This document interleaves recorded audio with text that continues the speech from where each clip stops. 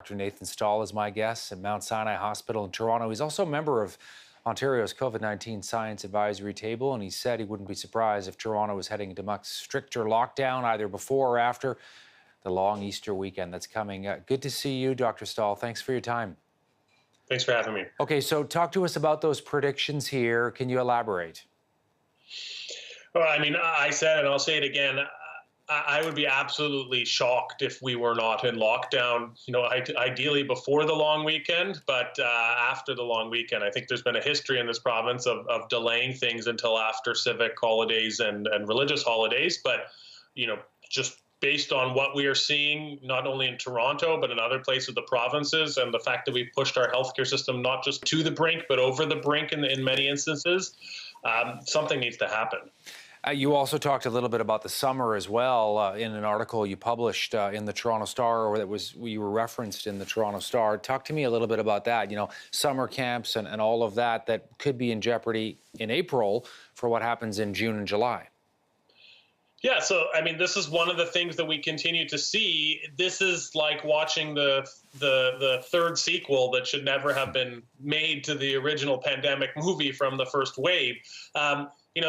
Each time it seems to be that there is delay and delay and delay in acting. And what happens when you delay is that not only do you need stricter measures, things that we all want to avoid like lockdown, but they need to last for longer. And one of the things we've been trying to drive home over the last couple of weeks is let's save our summer here. Like, we're almost there. Let's not blow it. And yes, I think all the things that I spoke about in the Toronto Star are at jeopardy, whether it's in-class learning. We're going to start to eat into the summertime with our public health restrictions that don't get lifted with like an on-off switch, that are gently lifted, right? And we know last summer we interrupted a lot. I mean, that happened during the summertime. So many things are in jeopardy. First and foremost, people's lives, but also all the collateral damages we see by allowing a pandemic to get this out of control. Yeah, I appreciate that. People's lives and businesses. And what we're looking at potentially in Toronto, there's a circuit breaker going on in British Columbia. Let me ask you this, the back and forth, the lockdown in and then out of it, loosening restrictions, tightening restrictions. There are critics out there, Dr. Stahl, as you know, who are starting to say, boy, do these officials actually know what they're doing? Well, the concept of a circuit breaker lockdown comes from the United Kingdom is generally about a 2-week period where you try and reduce contacts between people to get things back under control. The problem is when you wait this long, a 2-week period is unlikely to work. In Toronto, we have had some of the longest business closures in all of North America, and that's coming from a province that has championed themselves as being pro-business.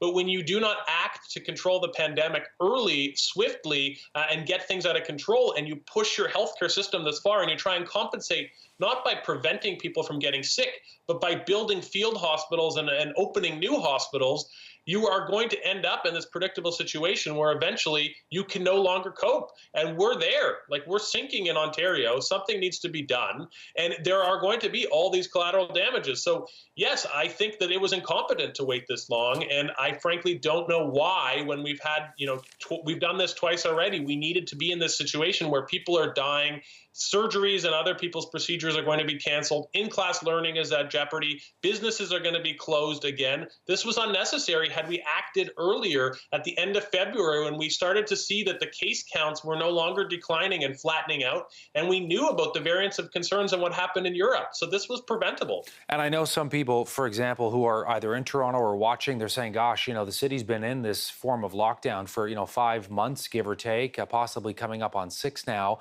depending on how you look at it. And, has it really had much of an impact or not? What about this all falling on deaf ears, Dr. Stahl? And I'm just curious to get your read on that, whether this sort of broken record scenario that, people are now being asked to sacrifice another holiday, Easter of this year, after, Christmas and New Year's and Thanksgiving and Labor Day and Canada Day last year and all of that and Easter of last year as well. And whether you sort of get a sense that people are just not paying attention anymore. I mean, there is no doubt people are fatigued, worn out, have had enough of this, and this sucks, right? There is no doubt about it. No one wants to, doctors, scientists, nobody wants to be in a lockdown. The problem is what are we supposed to do at this point, right? Our hospitals are overwhelmed. People are dying. We are not vaccinating people fast enough. We cannot vaccinate our way out of this problem. We are going to have to, again, because we have delayed so long, pull together with great sacrifice and also collateral damages to many different aspects of our society, and do this again. I think one of the things we could be looking towards doing a little differently this time is it's going to be warmer weather soon. And we need to be embracing the outdoors in a way I would argue we didn't, last summer, when we, did silly things like closing parks and restricting outdoor activities. I think that's one of the way we can sort of change how we restrict our high-risk contacts, is spend more time outdoors and less time indoors gathering. But there's going to be sacrifices, no doubt, and there's going to be collateral damages, even if we encourage as much outdoor activity as possible. Dr. Stahl, really appreciate you taking some time. I know it's got to be busy on your end of things, but we love having you part of the conversation. Thank you. Great. Thanks for having me.